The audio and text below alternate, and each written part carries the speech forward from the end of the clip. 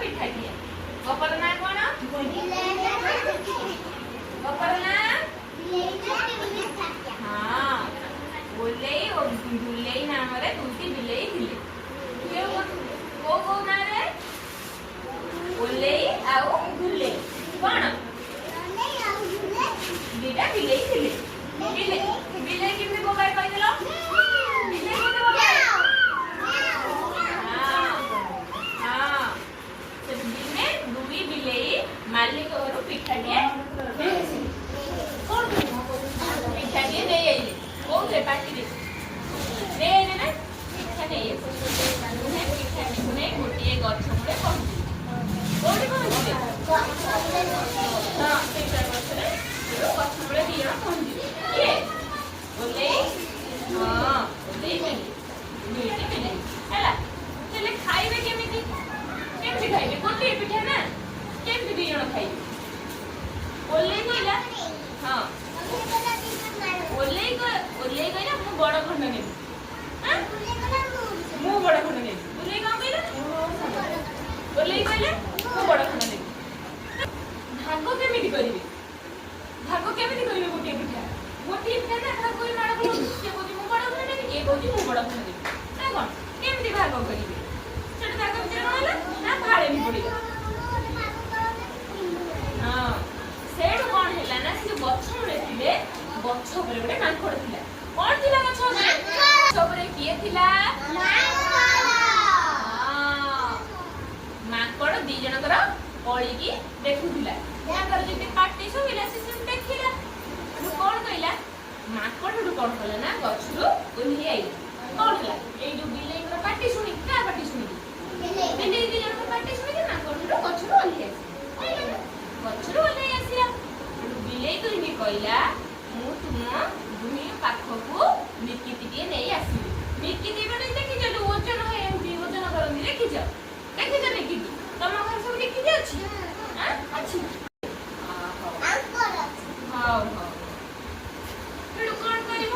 ମାଙ୍କଡଟି କଣ କଲା ନା ଗୋଟେ ନିକିତି ଆଣିଲା। ମାଙ୍କଡ କଣ ଆଣିଲା? ନିକିତିରେ କଣ ହୁଏ? ନିକିତିରେ ଓଜନ ହୁଏ।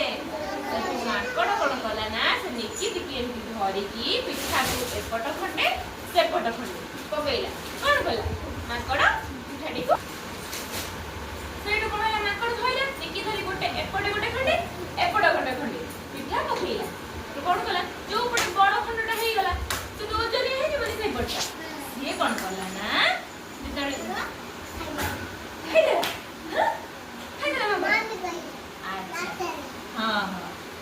ଓଜନିଆ ହେଇଗଲା। ମାଙ୍କଡ ଚଟକିନା ସେଥିରୁ ଖଣ୍ଡେ ଛିଣ୍ଡେଇ, ଯୋଉ ବଡ ଖଣ୍ଡଟା ଯୋଉ ଥିଲା ଓଜନ ହେଇଗଲା, ମାଙ୍କଡ ଛିଣ୍ଡେଇ ଦେଲା। ପିଠାଟାକୁ ଛିଣ୍ଡେଇ ଖାଅ ନା? ପିଠା କେମିତି ଖାଅ?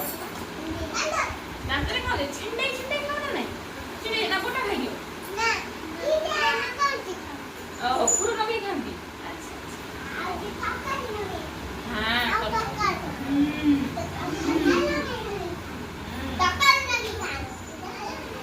ସେଠୁ କଣ ହେଲା ନା ଯେତେବେଳେ ଗୋଟେ ପଟ ଓଜନିଆ ହେଲା, ସେ କଣ କଲା ଟିକେ ଛିଣ୍ଡେଇ ଦେଲେ। ନିକିତିରେ କଣ ହବ? କମିଯିବ, ସମାନ ହେଇଯିବ। ସେଠୁ ସେ କଣ କଲା ନା ଛିଣ୍ଡେଇକି ଖାଇଦେଲା। ମାଙ୍କଡ କିଏ ଖାଇଦେଲା? ମାଙ୍କଡ ଖାଇଦେଲା। ସେଠୁ ସେମିତି ଏପଟ ପଟଟା ପୁଣି କଣ ହବ? ଓଜନିଆ ହେଇଯିବ ନା କଣ? ସେଠୁ ଏପଟେ ଯେମିତି ଓଜନିଆ ହେଇଗଲା, ଟିକେ ଅଧିକା ହେଇଗଲା, ତାକୁ ଟିକେ ଛିଣ୍ଡେଇ ଖାଇଦେଲା ନା କଣ? ତାକୁ ଖାଇଦେଲା। ପାଟିରେ ପକେଇଦେଲା। ପୁଣି ଆର ବାଲଟି ପୁଣି ଓଜନିଆ ହେଇଯିବ। ଯେତେବେଳେ ଏଥିରୁ ଟିକେ କମିବ, ଏଥିରୁ ଟିକେ ବଢିଯିବ, ତାପରେ ଏଥିରୁ କମିବା ପାଇଁ ଚଟକି ଖାଇଯିବ, କଣ ହବ? ଏପଟ ଓଜନ ହେଇଯିବ।